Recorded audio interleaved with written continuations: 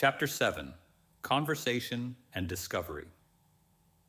When I returned, dinner was ready. This meal was devoured by my worthy relative with avidity and voracity. His shipboard diet had turned his interior into a perfect gulf. The repast, which was more Danish than Icelandic, was in itself nothing. But the excessive hospitality of our host made us enjoy it doubly. The conversation turned upon scientific matters, and Monsieur Fridriksson asked my uncle what he thought of the public library. "Library, sir?" cried my uncle. "It appears to me a collection of useless odd volumes and a beggarly amount of empty shelves." "What?" cried M. Fridriksson. "Why, we have 8,000 volumes of most rare and valuable works, some in the Scandinavian language, besides all the new publications from Copenhagen." 8,000 volumes, my dear sir! Why, where are they?" cried my uncle. "Scattered over the country, Professor Hardwigg." "We are very studious, my dear sir, though we do live in Iceland. Every farmer, every laborer, every fisherman can both read and write, and we think that books, instead of being locked up in cupboards, far from the sight of students, should be distributed as widely as possible. The books of our library are therefore passed from hand to hand without returning to the library shelves perhaps for years." "Then when foreigners visit you, there is nothing for them to see?" "Well, sir, foreigners have their own libraries, and our first consideration is that our humbler classes should be highly educated." Fortunately, the love of study is innate in the Icelandic people. In 1816, we founded a literary society and mechanics institute. Many foreign scholars of eminence are honorary members. We publish books destined to educate our people, and these books have rendered valuable services to our country. Allow me to have the honor, Professor Hardwigg, to enroll you as an honorary member." My uncle, who already belonged to nearly every literary and scientific institution in Europe, immediately yielded to the amiable wishes of good M. Fridriksson. "And now," he said, after many expressions of gratitude and goodwill, "if you will tell me what books you expected to find, perhaps I may be of some assistance to you." I watched my uncle keenly. For a minute or two he hesitated, as if unwilling to speak. To speak openly was, perhaps, to unveil his projects. Nevertheless, after some reflection, he made up his mind. "Well, Monsieur Fridriksson," he said in an easy, unconcerned kind of way, "I was desirous of ascertaining if among other valuable works you had any of the learned Arne Saknussemm." "Arne Saknussemm," cried the professor of Reykjavik. "You speak of one of the most distinguished scholars of the 16th century, of the great naturalist, the great alchemist, the great traveler." "Exactly so. One of the most distinguished men connected with Icelandic science and literature." "As you say, sir, a man illustrious above all." "Yes, sir, all this is true. But his works? We have none of them." "Not in Iceland." "There are none in Iceland or elsewhere," answered the other sadly. "Why so?" "Because Arne Saknussemm was persecuted for heresy, and in 1573 his works were publicly burnt at Copenhagen by the hands of the common hangman." "Very good. Capital," murmured my uncle, to the great astonishment of the worthy Icelander. "You said, sir?" Yes, all is clear. I see the link in the chain. Everything is explained, and I now understand why Arne Saknussemm, put out of court, forced to hide his magnificent discoveries, was compelled to conceal beneath the veil of an incomprehensible cryptograph the secret. What secret? A secret? Which? Stammered my uncle. Have you discovered some wonderful manuscript? Cried Monsieur Fridriksson. No, I was carried away by my enthusiasm, a mere supposition. Very good, sir. But really, to turn to another subject, I hope you will not leave our island without examining into its mineralogical riches. Well, the fact is, I am rather late. So many learned men have been here before me. Yes, yes, but there is still much to be done, cried Monsieur Fridriksson. You think so? Said my uncle, his eyes twinkling with hidden satisfaction.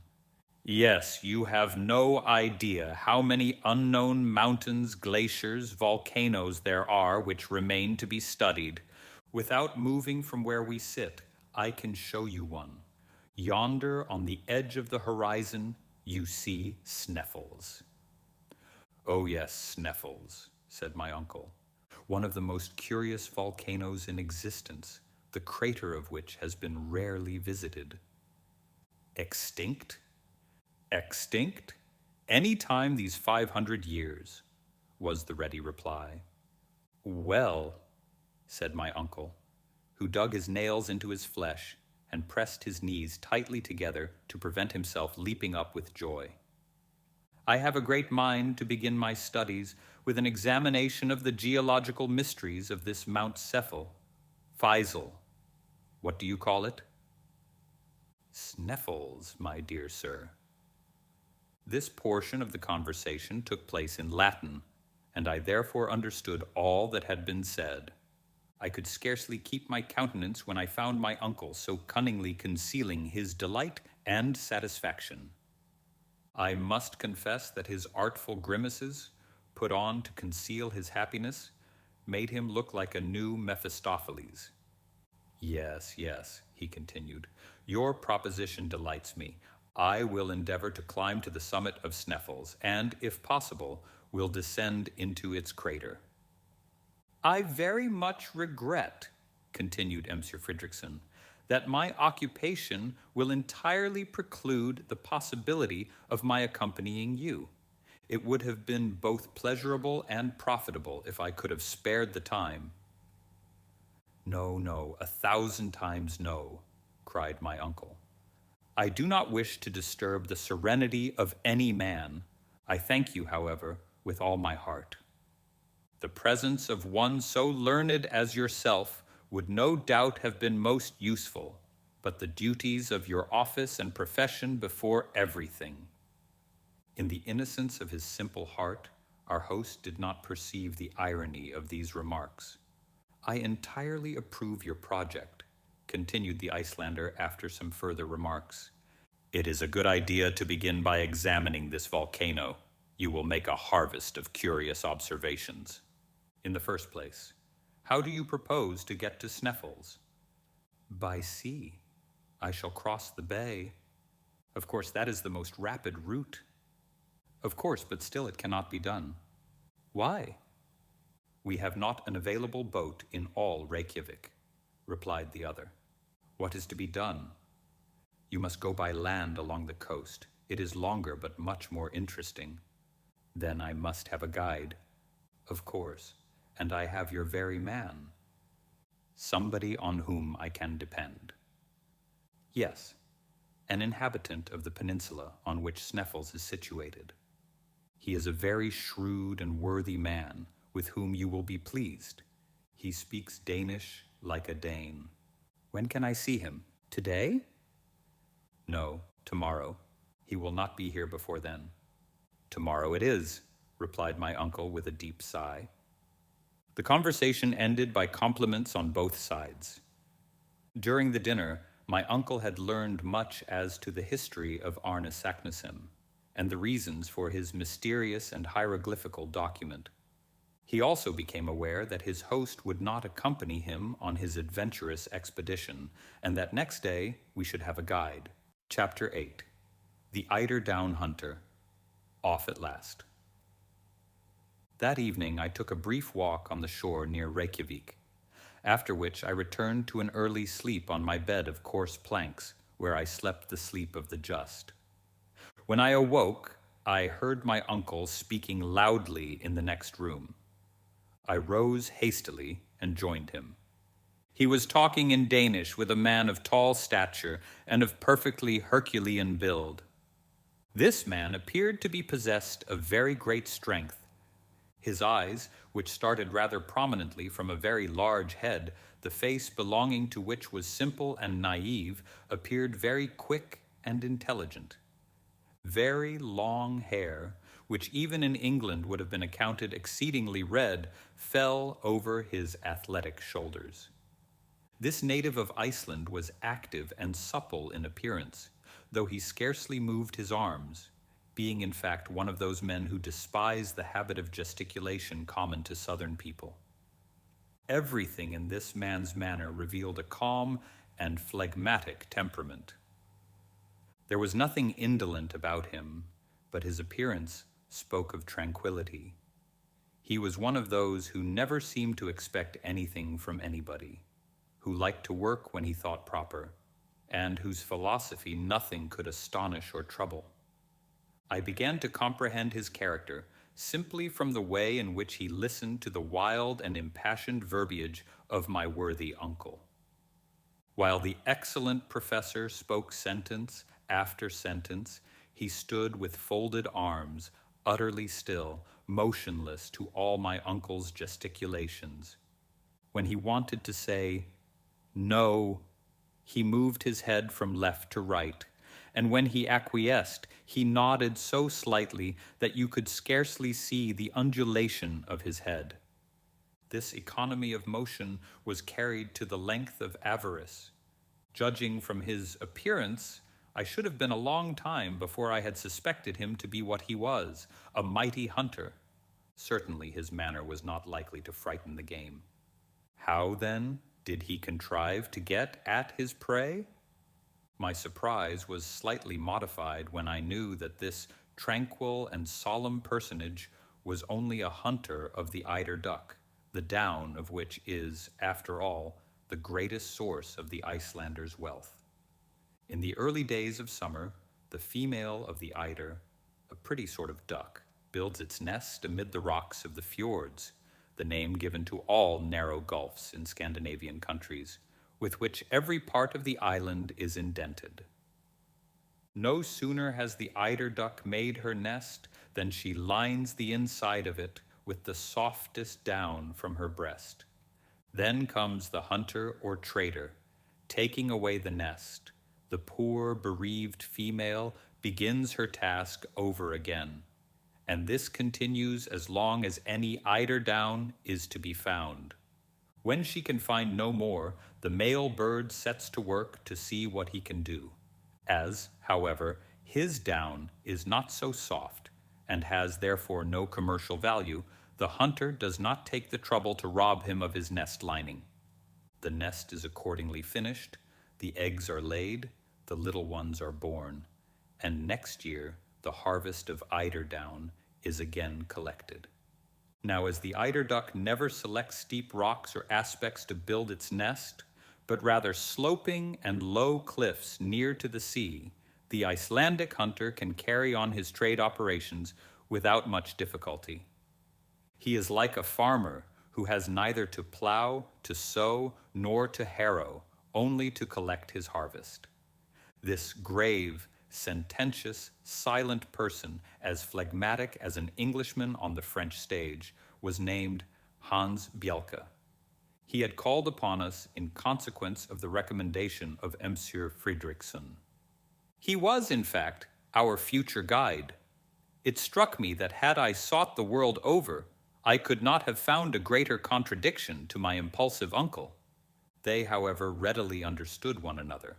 Neither of them had any thought about money. One was ready to take all that was offered him, the other ready to offer anything that was asked. It may readily be conceived, then, that an understanding was soon come to between them. Now, the understanding was that he was to take us to the village of Stapi, situated on the southern slope of the peninsula of Sneffels, at the very foot of the volcano. Hans, the guide, told us the distance was about 22 miles, a journey which my uncle supposed would take about 2 days. But when my uncle came to understand that they were Danish miles of 8,000 yards each, he was obliged to be more moderate in his ideas, and considering the horrible roads we had to follow, to allow 8 or 10 days for the journey. 4 horses were prepared for us, 2 to carry the baggage, and 2 to bear the important weight of myself and uncle. Hans declared that nothing ever would make him climb on the back of any animal. He knew every inch of that part of the coast and promised to take us the very shortest way. His engagement with my uncle was by no means to cease with our arrival at Stapi. He was further to remain in his service during the whole time required for the completion of his scientific investigations, at the fixed salary of 3 Rix a week, being exactly 14 shillings and 2 pence, minus 1 farthing, English currency. One stipulation, however, was made by the guide. The money was to be paid to him every Saturday night, failing which his engagement would come to an end. The day of our departure was fixed. My uncle wished to hand the eider-down hunter in advance, but he refused in one emphatic word, "Efter," which being translated from Icelandic into plain English means after. The treaty concluded, our worthy guide retired without another word. "A splendid fellow," said my uncle. "Only he little suspects the marvelous part he is about to play in the history of the world." "You mean then that he should accompany us?" I cried in amazement. "To the interior of the earth? Yes," replied my uncle. "Why not?"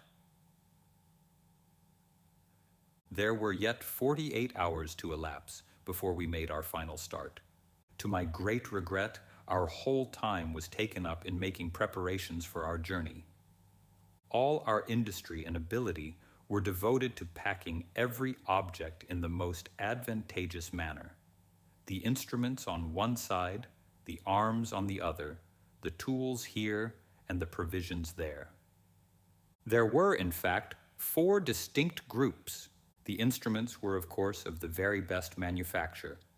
1. A centigrade thermometer of Eigel counting up to 150 degrees, which to me did not appear half enough, or perhaps too much, too hot by half, if the degree of heat was to ascend so high, in which case we should certainly be cooked. Not enough if we wanted to ascertain the exact temperature of springs or metal in a state of fusion. Definition of thermometer. Thermos and metron, measure. An instrument for measuring the temperature of the air. 2. A manometer worked by compressed air. An instrument used to ascertain the upper atmospheric pressure on the level of the ocean. Perhaps a common barometer would not have done as well, the atmospheric pressure being likely to increase in proportion as we descended below the surface of the earth. Definition of manometer. Manos and metron, measure. An instrument to show the density or rarity of gases. 3. A first-class chronometer made by Boissonnas of Geneva. Set at the meridian of Hamburg, from which Germans calculate as the English do from Greenwich and the French from Paris. Definition of chronometer. Chronos, time, and metros, measure. A time measurer or superior watch. 4. 2 compasses, one for horizontal guidance, the other to ascertain the dip. 5. A night glass. 6. 2 Ruhmkorff coils, which, by means of a current of electricity, would ensure us a very excellent, easily carried, and certain means of obtaining light. Definition of a Ruhmkorff's coil.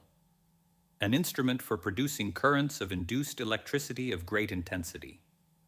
It consists of a coil of copper wire, insulated by being covered with silk, surrounded by another coil of fine wire, also insulated, in which a momentary current is induced when a current is passed through the inner coil from a voltaic battery. When the apparatus is in action, the gas becomes luminous and produces a white and continued light. The battery and wire are carried in a leather bag, which the traveler fastens by a strap to his shoulders.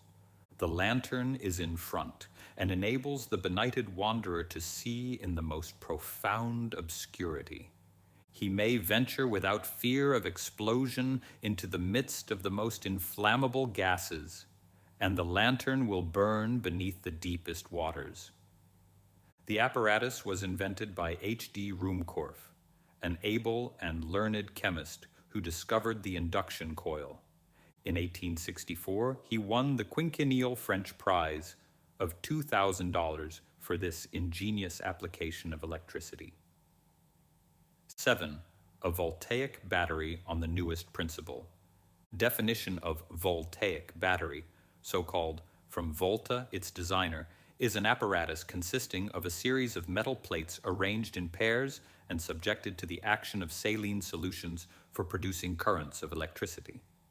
Our arms consisted of 2 rifles with 2 revolving 6-shooters. Why these arms were provided, it was impossible for me to say. I had every reason to believe that we had neither wild beasts nor savage natives to fear. My uncle, on the other hand, was quite as devoted to his arsenal as to his collection of instruments, and above all was very careful with his provision of fulminating or gun cotton, warranted to keep in any climate, and of which the expansive force was known to be greater than that of ordinary gunpowder. Our tools consisted of 2 pickaxes, 2 crowbars, a silken ladder, 3 iron-shod alpine poles, a hatchet, a hammer, a dozen wedges, some pointed pieces of iron, and a quantity of strong rope. You may conceive that the whole made a tolerable parcel, especially when I mentioned that the ladder itself was 300 feet long. Then there came the important question of provisions. The hamper was not very large, but tolerably satisfactory, for I knew that in concentrated essence of meat and biscuit there was enough to last 6 months. The only liquid provided by my uncle was Schiedam. Of water, not a drop. We had, however, an ample supply of gourds, and my uncle counted on finding water, and enough to fill them, as soon as we commenced our downward journey. My remarks as to the temperature, the quality, and even as to the possibility of none being found remained wholly without effect. To make up the exact list of our traveling gear for the guidance of future travelers, add that we carried a medicine and surgical chest with all apparatuses necessary for wounds, fractures, and blows, lint, scissors, lancets, and in fact a perfect collection of horrible-looking instruments. A number of vials containing ammonia, alcohol, ether, Goulard water, aromatic vinegar, and every possible and impossible drug, and finally all the materials for working the Ruhmkorff coil. My uncle had also been careful to lay in a goodly supply of tobacco, several flasks of very fine gunpowder, and boxes of tinder, besides a large belt crammed full of notes and gold. Good boots, rendered watertight, were to be found to the number of 6 in the toolbox. My boy, with such clothing, with such boots and such general equipment, said my uncle, in a state of rapturous delight, we may hope to travel far.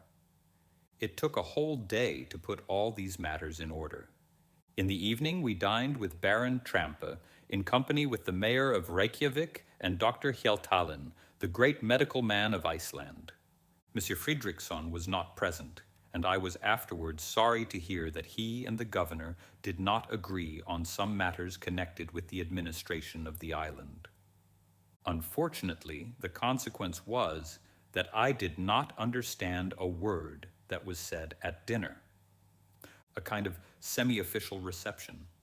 One thing I can say is that my uncle never left off speaking. The next day our labor came to an end. Our worthy host delighted my uncle, Professor Hardwigg, by giving him a good map of Iceland, a most important and precious document for a mineralogist. Our last evening was spent in a long conversation with Monsieur Friedrichsen, whom I liked very much, the more that I never expected to see him or anyone else again.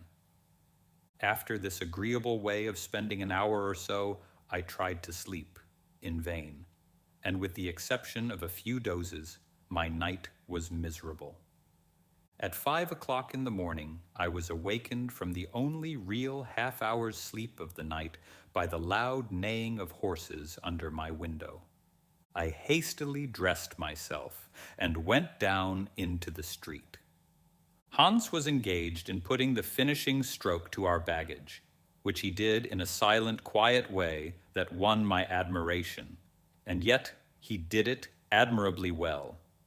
My uncle wasted a great deal of breath in giving him directions, but worthy Hans took not the slightest notice of his words. At 6 o'clock, all our preparations were completed, and Monsieur Friedrichsen shook hands heartily with us. My uncle thanked him warmly, in the Icelandic language, for his kind hospitality, speaking truly from the heart. As for myself, I put together a few of my best Latin phrases and paid him the highest compliments I could. This fraternal and friendly duty performed, we sallied forth and mounted our horses. As soon as we were quite ready, Monsieur Friedrichsen advanced, and by way of farewell called after me in the words of Virgil, words which appeared to have been made for us. Travelers starting for an uncertain destination, et quacunc viam dederit fortuna sequamur, and whichsoever way thou goest, may fortune follow. Chapter 9. Our Start. We meet with adventures by the way. The weather was overcast, but settled, when we commenced our adventurous and perilous journey. We had neither to fear fatiguing heat nor drenching rain. It was, in fact, real tourist weather. As there was nothing I liked better than horse exercise, the pleasure of riding through an unknown country caused the early part of our enterprise to be particularly agreeable to me. I began to enjoy the exhilarating delight of traveling, a life of desire, gratification, and liberty. The truth is that my spirits rose so rapidly that I began to be indifferent to what had once appeared to be a terrible journey. After all, I said to myself, what do I risk? Simply to take a journey through a curious country, to climb a remarkable mountain, and if the worst comes to the worst, to descend into the crater of an extinct volcano. There could be no doubt that this was all this terrible Saknussemm had done. As to the existence of a gallery or of subterraneous passages leading into the interior of the earth, the idea was simply absurd, the hallucination of a distempered imagination. All, then, that may be required of me, I will do cheerfully, and will create no difficulty. It was just before we left Reykjavik that I came to this decision. Hans, our extraordinary guide, went first, walking with a steady, rapid, unvarying step. Our 2 horses with the luggage followed of their own accord, without requiring whip or spur. My uncle and I came behind, cutting a very tolerable figure upon our small but vigorous animals. Iceland is one of the largest islands in Europe. It contains 30,000 square miles of surface and has about 70,000 inhabitants. Geographers have divided it into 4 parts, and we had to cross the southwest quarter, which in the vernacular is called Sudvesturfjorðungur. Hans, on taking his departure from Reykjavik, had followed the line of the sea. We took our way through poor and sparse meadows, which made a desperate effort every year to show a little green. They very rarely succeed in a good show of yellow. The rugged summits of the rocky hills were dimly visible on the edge of the horizon through the misty fogs. Every now and then some heavy flakes of snow showed conspicuous in the morning light. While certain lofty and pointed rocks were first lost in the gray, low clouds, their summits clearly visible above, like jagged reefs rising from a troublous sea. Every now and then a spur of rock came down through the arid ground, leaving us scarcely room to pass. Our horses, however, appeared not only well acquainted with the country, but by a kind of instinct knew which was the best road.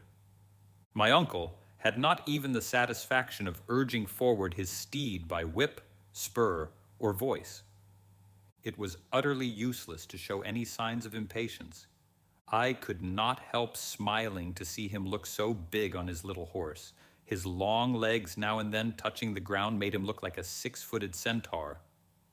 Good beast, he would cry.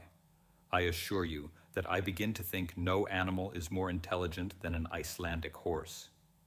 Snow, tempest, impracticable roads, rocks, icebergs. Nothing stops him. He is brave, he is sober, he is safe. He never makes a false step, never glides or slips from his path. I dare to say that if any river, any fjord has to be crossed, and I have no doubt there will be many, you will see him enter the water without hesitation like an amphibious animal and reach the opposite side in safety. We must not, however, attempt to hurry him. We must allow him to have his own way, and I will undertake to say that between us we shall do our 10 leagues a day. We may do so, was my reply, but what about our worthy guide? I have not the slightest anxiety about him. That sort of people go ahead without knowing even what they are about. Look at Hans. He moves so little that it is impossible for him to become fatigued. Besides, if he were to complain of weariness, he could have the loan of my horse. I should have a violent attack of the cramp if I were not to have some sort of exercise. My arms are all right, but my legs are getting a little stiff. All this while we were advancing at a rapid pace. The country we had reached was already nearly a desert. Here and there could be seen an isolated farm, some solitary burr or Icelandic house built of wood, earth, and fragments of lava, looking like beggars on the highway of life. These wretched and miserable huts excited in us such pity that we felt half disposed to leave alms at every door. In this country there are no roads, paths are nearly unknown, and vegetation, poor as it was, slowly as it reached perfection, soon obliterated all traces of the few travelers who passed from place to place. Nevertheless, this division of the province, situated only a few miles from the capital, is considered one of the best cultivated and most thickly peopled in all Iceland. What, then, must be the state of the less known and more distant parts of the island? After traveling fully half a Danish mile, we had met neither a farmer at the door of his hut, nor even a wandering shepherd with his wild and savage flock. A few stray cows and sheep were only seen occasionally. What, then, must we expect when we come to the upheaved regions, to the districts, broken and roughened from volcanic eruptions and subterraneous commotions? We were to learn this all in good time. I saw, however, on consulting the map, that we avoided a good deal of this rough country by following the winding and desolate shores of the sea. In reality, the great volcanic movement of the island and all its attendant phenomena are concentrated in the interior of the island. There, horizontal layers or strata of rocks, piled one upon the other, eruptions of basaltic origin, and streams of lava, have given this country a kind of supernatural reputation. Little did I expect, however, the spectacle which awaited us when we reached the peninsula of Sneffels, where agglomerations of nature's ruins form a kind of terrible chaos.